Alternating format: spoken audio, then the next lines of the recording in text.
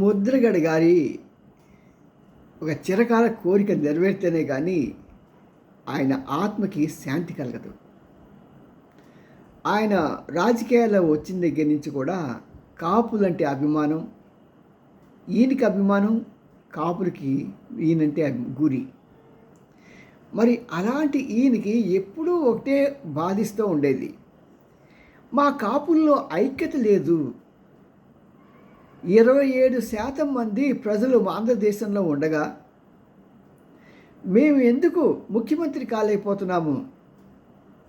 చాలా సందర్భాల్లో ఆయన గట్టిగానే చెప్పాడు, కాపులు మనం డబ్బులకి కక్కుర్తి పడిపోవటం వలన, లేకుంటే పదవులకి కక్కుర్తి పడిపోవటం మూలంగా మనం ముఖ్యమంత్రి పదవి కానీ ఇంకా ముఖ్యమైన పదవులు కానీ పొందలేకపోతున్నాం.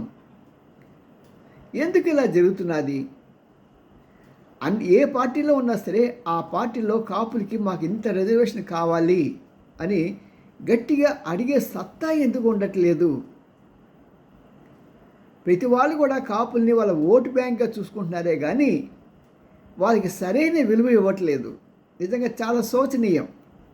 ఆఫ్టర్ ఆల్ 2%, 3% ఉన్న కమ్మాలు కానీ, లేకుంటే 3% ఉన్న రెడ్లు కానీ యథేచ్ఛగా పాలిచ్చేస్తున్నారు ఈ సంవత్సరాలు 65, 70 సంవత్సరాల నుంచి. ఇదేమిటి దౌర్భాగ్యం? మరి 27% ఉన్న ఈ కాపులకి ఏం చేసే తప్పు? చదువు లేదా? సంస్కారం లేదా? ఎంత సంస్కారవంతులు కాపులు! చదువుల్లో మిన్న కాదా? డాక్టర్లు, యాక్టర్లు, దేంట్లో కదవంది. పాపం ఆయన వాపోయేవాడు ముద్రగడ. ఎందుకు మా కాపులు ఇంత నిర్లక్ష్యం చేస్తున్నారు? మా కాపులకి ఎందుకు మీరు ప్రధానమైన పదవి ఇవ్వరు, ముఖ్యమంత్రి పదవిని? ఆయన చాలా వేదన పడేవాడు. ఇప్పటికైనా సరే నేను కాపులందరికీ ఒక విజ్ఞప్తి చేస్తున్నాను. ఆఫ్టర్ 2%, 3% ఉండేవాళ్ళు కమ్మోళ్ళు కానీ, లేకుంటే 3%, 4% ఉండే రెడ్డోళ్ళు కానీ, వీళ్ళు మిమ్మల్ని ఏలటం ఏంటి దౌర్భాగ్యం? అంతకన్నా నీచమైన ఏదైనా ఉందా? మీకు వాళ్ళు బుష్ చేసినట్టుగా 1-2 పదవులు ఇస్తారా? పాప ఆయన చనిపోయే వరకు ఆయన అదే బాధపడేవాడు. నేను లాస్ట్ స్పీచ్ ఆయనది విన్నాను ఈ రోజున. ఎందుకంటే ఇవాళ నా ఇంత 3-4 సంవత్సరాలు రన్ చేసినా సరే ఒక చెడు కామెంట్ నా మీద రాలేదు. కానీ వాళ్ళు ఎవడో ఒక గన్నయ్య గడ వేసాడు చెడు కామెంటు. సార్ ఏదేమైనా సరే అది వేరే విషయం అనుకోండి, చెప్తున్నమాట. అసలు ఏం లాస్ట్గా ఆయనకి ఇవే ఉన్నాయి అంటే, ఆయన నిజంగా ఎంత బాధపడేవాడంటే, నేనే కాదు నా కొడుకుని రాజకీయాల్లోకి తీసుకొస్తాను, నా మనవరాలను రాజకీయాల్లో తీసుకొస్తాను, నా మనవడిని రాజకీయాల్లో తీసుకొస్తాను, నా మనవరాల్ని ముఖ్యమంత్రి చేయిస్తాను అని పాపం ఆయనకున్న ఆ యొక్క సమాజం మీద. ఎందుకంటే ఎప్పుడైనా సరే ముఖ్యమంత్రి సీటు పొందితే ఆ సమాజానికి కొంత ఎక్స్ట్రా బెనిఫిట్స్ ఉంటాయి. అది తెలిసి ఈయన మంత్రి పదవి చేయలేదేంటి? అలా తెలిసిన ఆయన్ని కూడా మూల కూర్చోబెట్టేశారు జనాలంతా కలిసి. అఫ్కోర్స్ ఆయన ఒకటి 2 తప్పులు ఇటు తప్పుడు స్టెప్స్ వేయటం మూలంగా ఆయన పాపం చాలా దెబ్బతిన్నాడు. నమ్ముకోకుండా ఉండాల్సిన వాళ్ళ మీద నమ్ముకోవటం మూలంగా ఏది నమ్మాలో ఏది నమ్మకూడదో తెలియక, ఒకటైతే పోనీ వాళ్ళైనా సరే అయ్యే పాపం పెద్ద ఆయన అని చెప్పి గౌరవించే మాట అన్నా సరే ఆయనతో రాజీ పడే ప్రయత్నం వాళ్ళు చేయలేదు. వాళ్ళు చేద్దామనుకున్న మధ్య సత్రకాయలు ఉంటారు కదా, బయట ఎవరు అక్కర్లా, ఈ కాపులే చాలు. ఇలాగా వాళ్ళ యొక్క ప్రయత్నాలన్నింటినీ కూడా నిష్క్రియ చేసి కాపుల నాయకుడు వేదనతో మరణించడం అనేది చాలా బాధాకరమైన విషయం. ఇప్పుడు మనం ఆయనకి అంజలి ఘటించాలి. ఏదో ఇంకొచ్చి కేఏ పాల్ లాంటి వ్యక్తి అడుగుతాడు, సుమారు మనకి 2 కోట్ల మంది కాపులు ఉంటే ఆయన అంత్యక్రియలకి కనీసం ఒక 20,000 మందిని రావాలి కదా, ఎందుకు రాలేదు? ఏం చేస్తున్నారు? ఎక్కడున్నారు అని సూటిగా ప్రశ్నిస్తాడు. ఎందుకంటే ఆయన కాపు అయినాయి కదా, ఎంత మతం మార్చుకున్నా ఏం చేసినా సరే ఆ కులం పిచ్చిపోదు కదా ఎవరికైనా. కులమే. పాపం కేఏ పాల్ కూడా అదే అన్నాడు. ఇంతమంది ఈ కాపులు ఉండి కూడా ఆయన అంత్యక్రియలకి లాస్ట్ చివరి చూపుకి ఒక 20,000 మంది కూడా రాలేకపోయారేంటి అని బాధపడ్డాడు. ఎందుకంటే హీజ్ ఎ టవరింగ్ పర్సనాలిటీ, నిలువెత్తు పర్సనాలిటీ, హైట్లో వెయిట్లోనే కాదు, ఆయనకి వ్యక్తిత్వంలో కానీ మాటలో కానీ. ఆయన మాట ఎంత నిజాయితీ అండి. నేను ఓడిపోతే నేను పేరు మార్చుకుంటా అంటే పేరు ఎంత చక్కగా మార్చుకున్నా అండి అఫీషియల్గా. బండ్ల గణేష్ ఉన్నాడు, నేను కనుక గెలవకపోతే బ్లేడ్తో గొంతు కొట్టి కట్ చేసుకుంటా అన్నాడు.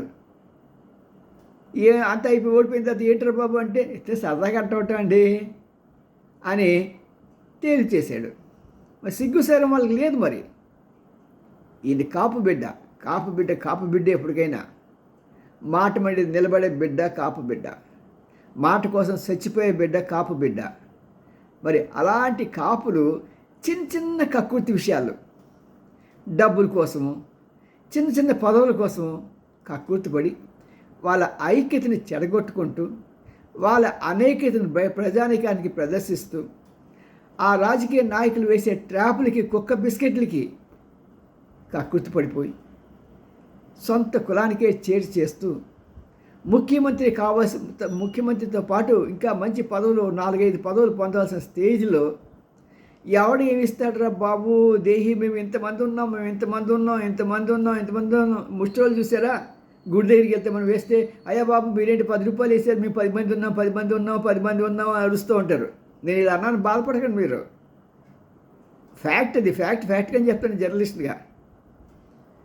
అలాగే వాళ్ళ దగ్గరికి వెళ్ళి అడుక్కుంటారు. కానీ మీరంతా కలిస్తే వాళ్ళంతా మీ దగ్గరికి వస్తారండి బాబు.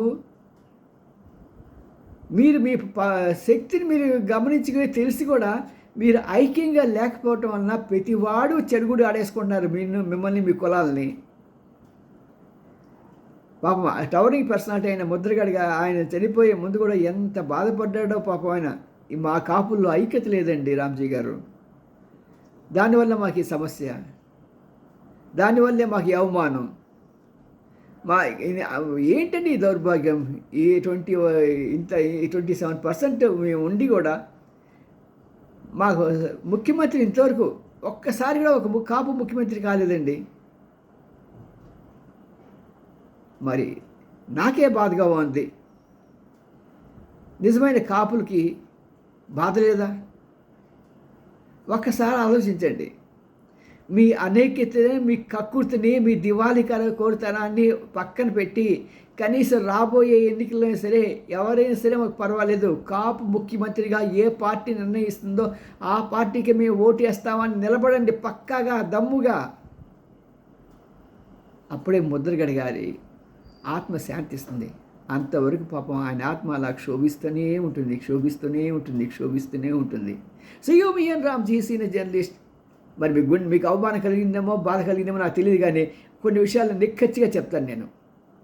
అంత పెద్ద మహానుభావుడు చివరిలో అంత బాధతో మరణిస్తే దాన్ని నేను తట్టుకోలేకపోతున్నా.